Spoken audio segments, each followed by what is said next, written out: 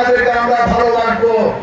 যেমন বিগত 5 তারিখে 5ই আগস্টের পর আপনারা কিন্তু এই গাবতলীতে আপনারা বিশেষ সদস্য ছিলেন।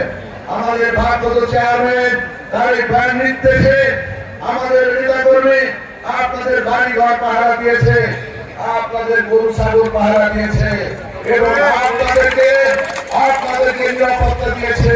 তাই আপনাদের কাছে অনুরোধ থাকবে, আপনারা বিগত দিনে যে ব্যবহার হয়েছে আর আপনারা ব্যবহার হবেন না। আর একটি দল তারা 1947 সালে এই দেশ ভাগ চায় নাই, 1971 সালেও তারা স্বাধীনতা যুদ্ধ চায় নাই এবং তারা 96 সালে তারা আমাদের সাথে বেঈমানি করেছে, 86 সালে আমাদের সাথে বেঈমানি করেছে। তারা আজকে কি চাচ্ছে? আজকে প্রধানমন্ত্রী বলেছে পিয়ার পদ্ধতিতে নির্বাচন এদেশের সাধারণ মানুষ তারা মেনে নেবে না। তারা দীর্ঘ 17 বছর আমাদের ভারপ্রাপ্ত চেয়ারম্যান তারেক ভাই এক দফা দাবি তার দিয়েছিল। সেই এক দফা দাবি ছিল ভোটের অধিকার, মানুষের কথা বলার অধিকার এবং তাদের নিরাপত্তা। তাই আজকে আমাদের ভারপ্রাপ্ত চেয়ারম্যানের আজকে কারামুক্ত দিবস। এই 11 সরকার আপনারা জানেন আমাদের দেশ নেত্রী বেগম খালেদা জিয়াকে তারা মিথ্যে মামলায় কারাদণ্ড দিয়েছিল। আওয়ামী লীগ সরকার তাকে মিথ্যে মামলায় কারাদণ্ড দিয়েছিল, তাকে জেলে দিয়েছিল। ইনশাআল্লাহ আজকে সুস্থ হয়েছে। আমাদের প্রিয় ভাই দলের ভারপ্রাপ্ত চেয়ারম্যান তারেক ভাই আজকে আমরা দাঁড়াই, আজকে রাজনৈতিকভাবে আমরা পরিপূর্ণতা পেয়েছি। আজকে আমরা গাবতলী উপজেলায় নেতৃত্ব দিয়ে আসছি। আমাদের সেই ভারপ্রাপ্ত চেয়ারম্যান আমাদের অভিভাবক তারেক ভাই আজকে কারামুক্ত দিবস। আপনারা জানেন 11 সরকার তাকে গ্রেফতার করেছিল। গ্রেফতার করে শুধু কান্ত হয় নাই, তাকে নির্যাতন করেছিল, নির্যাতন করে তাকে 1.5 বছর কারারুদ্ধ করে রেখেছিল।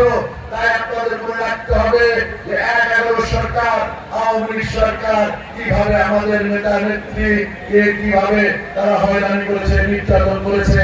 আজকে এই গাবতলী 12টি ইউনিয়নের যে সকল নেতৃবৃন্দ এসেছে তারা কিন্তু কেউ 17 বছর বাড়িতে ঘুমাতে পারে না।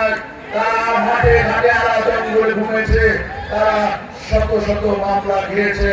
হাসিনার একটি ডায়লগ ছিল, আমি ঘরে ঘরে চাকরি দিব। সে কি দিয়েছিল? ঘরে ঘরে মামলা দিয়েছিল। সেই মামলায় আমরা সবাই জেল খেটেছি, আমরা সবাই নির্যাতিত হয়েছি। তাই আপনাদের কাছে অনুরোধ থাকবে যে আজকে প্রতিষ্ঠা বার্ষিকীর মাধ্যমে আমাদের নেতা কর্মী সাধারণ জনগণের কাছে যেতে হবে। আমাদের ভারপ্রাপ্ত